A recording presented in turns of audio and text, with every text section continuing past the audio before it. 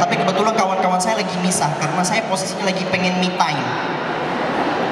Begitulah cara saya nongkrong. Jadi biasanya nongkrong misal sejam, setengah jamnya saya ngobrol sama mereka, setengah jam akhir saya sisakan saya ada di pojok sendirian.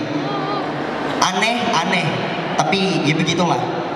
Ketika saya lagi mojok, tiba-tiba saya didatangi oleh mbak-mbak tank topan. Mbak-mbak tank topan pakai celana pendek.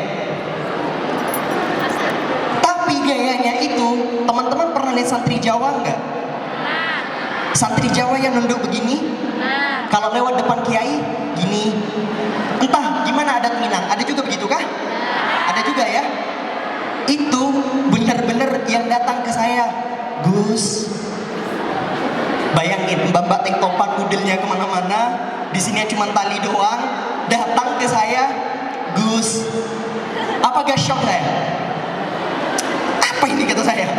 Iya kak, tapi saya gak bilang apa ya. Enggak, itu cuma kayak heran. Hah? Bentar dulu, apa ini kok aneh begini? Terus setelah itu saya ngobrol sama mbaknya. Iya mbak, kenapa? Kulo fansnya panjenengan Gus. Oh iya, terima kasih. Thank you so much. Setelah itu saya gak nanya, tiba-tiba mbaknya SKSD duduk di depan saya. Duduk depan saya deg-degan takut difoto kan. Kalau difoto apa yang terjadi? Hah? Kebayang, langsung post di TikTok kan, langsung kayak Kak Sidik berduaan dengan perempuan tank topan. Allah. Cuma waktu itu saya ngeliat kanan kiri, jangan sampai ada yang ngerekam kan. Ya bodoh amat lah. Dia dengan SKSD-nya itu langsung duduk di depan saya, langsung cerita. Saya santri di pondok pesantren Nganu, gak usah saya sebut. Hah? Oh ya?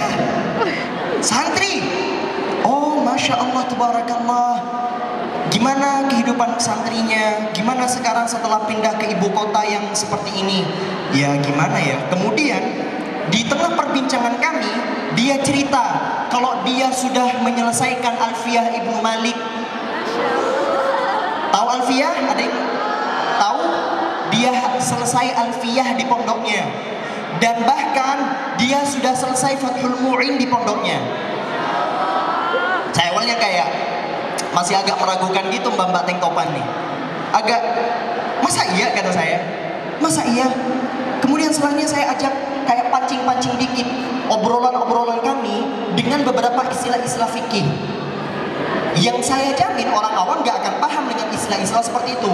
Ada beberapa istilah mahid atau hal-hal yang semacam itu, istilah-istilah yang jarang didengar kecuali orang yang betul-betul pernah nyantri yang paham. Paham dia, paham beneran. Bahkan saya pancing dengan beberapa pernyataan yang salah, yang itu jawabannya ada di kitab Fathul Mu'in. Saya pancing, dibenerin sama dia, dibenerin sama mbak bertutup. Loh Gus, manggil saya Gus. Loh Gus, bukannya yang benar itu begini Gus? Lah kata saya. Serius kata saya. Saya masih shock kayak, saya jamin teman-teman gak akan menemukan orang begitu kan? Akan menemukan, pernah ketemu? Hah? Saya shock. Oh, sekarang saya baru percaya dalam hati ya. Sekarang saya baru percaya. Kemudian saya nanya, gimana perjalanan hidupnya? Kenapa bisa begini seperti sekarang? Jawaban dari dia adalah kenapa dia kemudian bisa menjadi seperti itu adalah lingkungan. Maka dari ini saja kita menemukan kesimpulan ilmu doang gak cukup. Kita butuh lingkungan. Kalau ngomongin ilmu, saya jamin di sini yang hafal Alfiyah Ibnu Malik gak sampai 5 mungkin. Ada yang hafal? Gak sampai 1. Kalau ngomongin ilmu pengetahuan, ada yang sudah hafal Fathul Mu'in?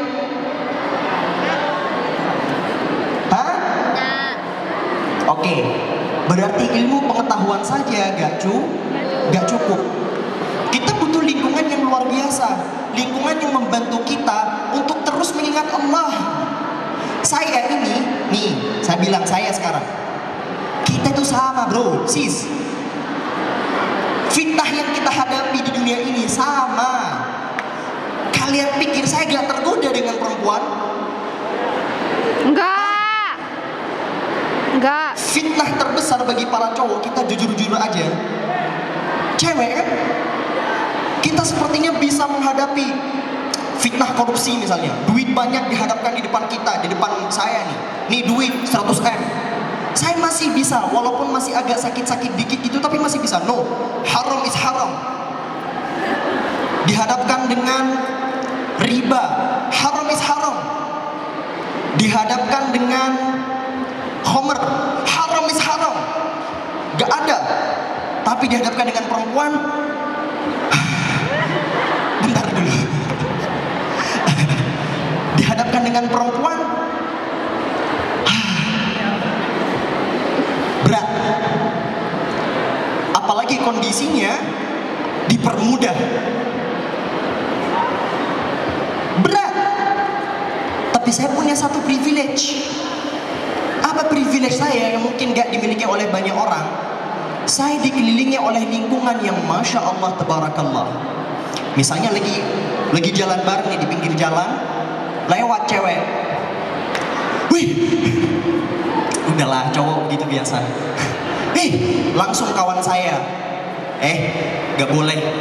Oh iya, thank you so much, makasih. Atau ketika lagi sholat saya rasanya udah PW, tidur-tiduran ya, bener-bener se-PW itu. Azan, udahlah, nantilah sholatnya, tak tunda aja sejam lagi, 2 jam lagi. Lagi pula asar masih lama. Datang kawan saya yang Masya Allah tadi, ayo sholat, bangun. Menjengkelkan. Tapi dia yang nyelamatin saya. Semenjengkelkan itu, berkawan sama orang-orang kayak begitu tuh menjengkelkan abis. Tapi orang begini nih yang nyelamatin saya. Inilah privilege yang saya sebutkan dari tadi. Privilege dimana saya berbangga punya privilege seperti ini. Gak punya kan kalian begitu kan? Enggak. Nah, atau contohnya ketika rasanya saya sudah sholat saya kecepatan misalnya, saya ambil wajib-wajibnya doang. Assalamualaikum, langsung, bro, apalagi nih mau diceramain nih? Iya, kok cepet sholatnya? Oh iya, insya Allah nanti asar saya gak cepet lagi. Makasih. Ya begitu. Nah, teman seperti itu memang menjengkelkan. Tapi teman yang seperti itu yang akan teman-teman syukuri kehadirannya nanti. Teman yang kayak begini yang kita ngelihat nyebelin banget, pengen kadang dilempar gitu. Sama-sama jengkel. Jangan nganggap saya, bukannya kadang ini kalian lihat saya depan kamera doang. Tanyain ke Nandani, di belakang kameranya sama kita. Saya bisa membuat latar belakang bahwa saya adalah pemuda soleh yang produktif, tiap pagi mengaji, belajar. Gampang itu buat saya. Yang real yang mana? Saya di belakang kamera, yang gak akan pernah saya expose di depan teman-teman sekalian. Tapi hal yang perlu kami nyatakan di sini adalah di belakang kamera saya punya kawan yang selalu menegur saya ketika saya kemudian berbuat salah. Sekarang pertanyaannya, bagaimana cara mendapatkan kawan seperti ini? Maka itu adalah tugas kalian. Itu adalah tugas kalian. Saya gak kenal sama kalian, saya gak pernah tinggal sama kalian, saya gak pernah tahu lingkungan kalian. Itu tugas kalian untuk mencari orang saleh, walaupun itu cuma sekedar di online. Berteman saleh gak harus yang ketemuan tiap hari. Kalian menemukan teman yang saleh atau salehah, baik chat atau baik grup atau baik apapun itu sudah cukup bagi teman-teman sekalian. Karena orang-orang seperti inilah yang biasanya suka kasih reminder, self reminder begitu kan. Sekarang pertanyaannya lagi, saya ada di kampus atau saya ada di lingkungan pekerjaan di mana teman-teman saya semuanya na'udzubillah, teman saya ini na'udzubillah, dan saya gak bisa keluar dari zona itu. Apa yang harus saya lakukan? Tetap cari teman-teman yang Masya Allah, untuk memfilter semua kebiasaan-kebiasaan yang muncul ketika berteman dengan teman-teman yang a'udzubillah. Oke, gak masalah ketika di kampus berkawan sama teman a'udzubillah, ketika ada di lingkungan pekerjaan gak apa-apa berkawan sama teman-teman a'udzubillah. Tapi tetap juga luangkan waktu untuk nongkrong sama teman-teman yang Masya Allah. Misal Senin, Selasa, Rabu temennya a'udzubillah semua. Kamis, Jumat, Sabtu temennya Masya Allah. Sehingga kebiasaan-kebiasaan yang kira-kira teman-teman terinspirasi dari teman-teman a'udzubillah tadi bisa kemudian difilter dengan cara berteman dengan teman-teman yang Masya Allah. Contohnya Markonah ketemu Jenny. Jenny ini tiap hari tektokan terus, dan si Markona ini melihat Jenny begitu cantik, seksi abis. Akhirnya rasanya kayaknya pengen juga nih kayak Jenny. Pernah ngerasa begitu? Jangan bohong. Pernah. Gitu kan? Rasanya pengen lepas hijab gitu kan? Ya? Pernah? Cakep banget nih Jenny nih. Apa gue buka hijab gue juga nih? Apa saya lepas? Apa Ambo lepas hijab Ambo aja nih? Hah?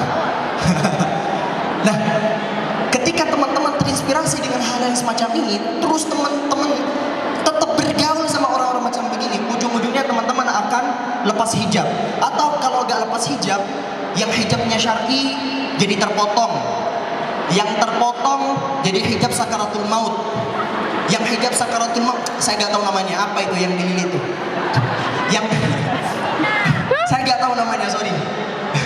saya selalu kasih nama di depan teman-teman saya sakaratul maut karena dililit gitu kan. Yang dari sakaratul maut jadi jipon, yang dari jipon yang jadi selendang aja di sini. Itu kalau teman-teman tetap bergaul sama orang seperti itu. Coba teman-teman Senin, Selasa, Rabu temanannya sama Jenny seksi tadi. Kamis, Jumat, Sabtu temanannya sama, bentar mau cari nama.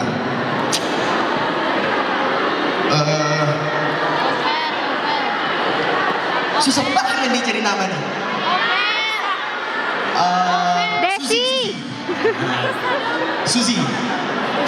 Jadi Senin, Selasa, Rabu berkawannya